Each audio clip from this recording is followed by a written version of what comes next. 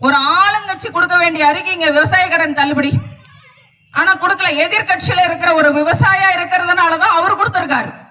அதனால அவர் பாருங்க, அந்த எங்கேயுமே அதை சொல்லவில்லை. அவங்களுடைய தேர்தல் வாக்குறுதிகளை எடுத்தீங்க அப்படின்னா தடுமாற்றம் தான், பெருசா ஒரு வாக்குறுதி இல்ல. ஏற்கனவே கொடுத்த வாக்குறுதியும் வெறும் 13% தான் நிறைவேற்றிருக்காங்க. 500 சில்லற வாக்குறுதிகளை 13% தான் நிறைவேற்றிருக்காங்க. என்ன இன்னைக்கு நிறைவேறி இருக்குது அப்படின்னு பாத்தீங்கன்னா, கஞ்சா நிறைவேறி இருக்குதுங்க. பட்டி தொட்டி எல்லாமே திமுக ஆட்சியில கஞ்சா நிறைவேறி இருக்குது. இத்துளோண்டு பையன் முதற்கொண்டு இன்னைக்கு கஞ்சாவுக்கு அடிமையாகிட்டாங்க.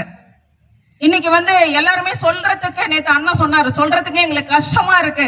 2.5 வயது குழந்தைக்கு பாதுகாப்பு இல்லாத ஆட்சியை கொடுத்துட்டு இருக்கிறது திமுக. நினைச்சு பாருங்க.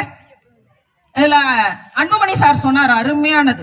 கட்சியெல்லாம் விடுங்க, அன்புமணி சார் சொன்னதை நான் பார்த்தேன். 3 பெண் குழந்தைகளுக்கு நான் தகப்பன் என்ற முறையில் நான் வருந்துகிறேன். பொட்ட பிள்ளையை பெற்றவங்களுக்கு தாங்க அந்த வேதனை தெரியும். பாதுகாப்பு இல்லாத சமுதாயத்தை அழகாக 5 ஆண்டுகளில் திமுக உருவாக்கி கொடுத்திருக்கிறது.